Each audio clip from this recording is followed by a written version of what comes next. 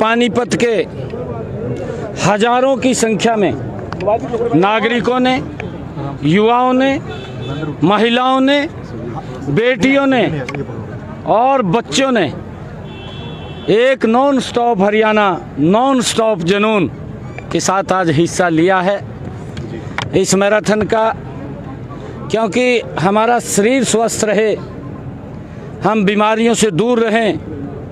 हर रोज़ हमें इस प्रकार के योगाओं से, इस प्रकार की मैराथन से जुड़ करके अपने शरीर को हम स्वस्थ रखें, ताकि ये प्रदेश, ये देश विकास की एक गति से आगे बढ़ सके। हमारा शरीर जब स्वस्थ होगा तो हम विकास की गति के ऊपर आगे बढ़ेंगे। आज इस मैराथन में हर प्रकार के नशे से भी मुक्ति के लिए प्रतिज्ञा ली गई है। हर नशे से हम दूर रहें।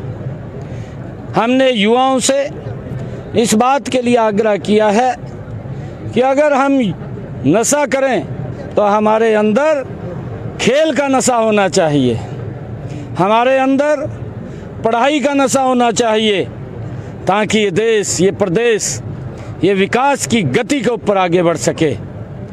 इसी भूमि के ऊपर आदरणीय प्रधानमंत्री नरेंद्र मोदी जी ने एक आह्वान किया था, बेटी बचाओ बेटी पढ़ाओ, और उस अभियान से देश के अंदर लाखों की संख्या में बेटियों को जीवन दान देने का काम इस अभियान के साथ हुआ है। आदरणीय मनोहर लाल जी ने इस अभियान के साथ जुड़ करके सामाजिक संस्थाओं को साथ लेकर के इस अभियान को गति से आगे बढ़ाया, और उसका परिणाम बेटी बचाओ बेटी पढ़ाओ, लाखों की संख्या में देश के अंदर बेटियां बची हैं। मैं आज इस मैराथन के अंदर, पानीपत मैराथन के अंदर जितने भी हमारे सम्मानित पानीपत के नागरिकों ने आज हिस्सा लिया है, ये मैराथन हर रोज़ चलनी चाहिए। इससे आपस में भाईचारा, प्रेम और इकट्ठे हम जब चलते हैं तो उसका भी बड़ा लाभ हमें मिलता है।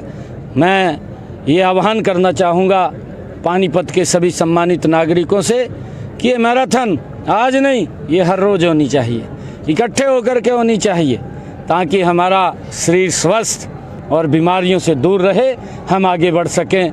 मैं आज इस मैराथन में जितने भी हमारे महानुभाव ने, चाहे हमारे बुजुर्ग हैं जिन्होंने 21 किलोमीटर की ये मैराथन में भाग लिया है, हमारे युवा साथी हैं जिन्होंने 10 किलोमीटर और 5 किलोमीटर की मैराथन में हिस्सा लिया है। इसमें प्राइज़ भी रखे गए हैं।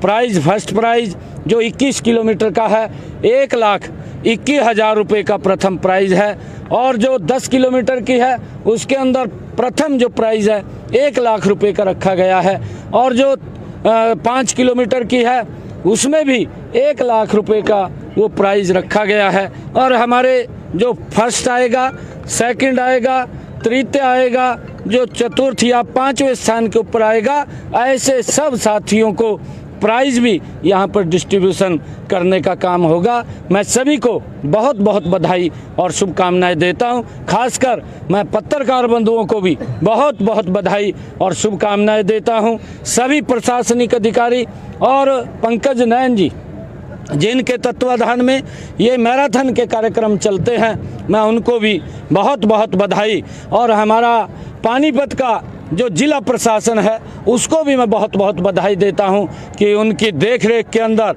एक ज़बरदस्त कार्यक्रम जो लोगों की भावनाओं के साथ जुड़ करके उनको आगे बढ़ाने का काम करता है। मैं सभी प्रशासनिक अधिकारियों को भी धन्यवाद देता हूं, और सभी पानीपत के नागरिकों का भी दिल से बहुत बहुत धन्यवाद करता हूँ। कल रोहतक में बैठक हुई थी, सदस्यता अभियान को लेकर क्या टारगेट रखा है सर?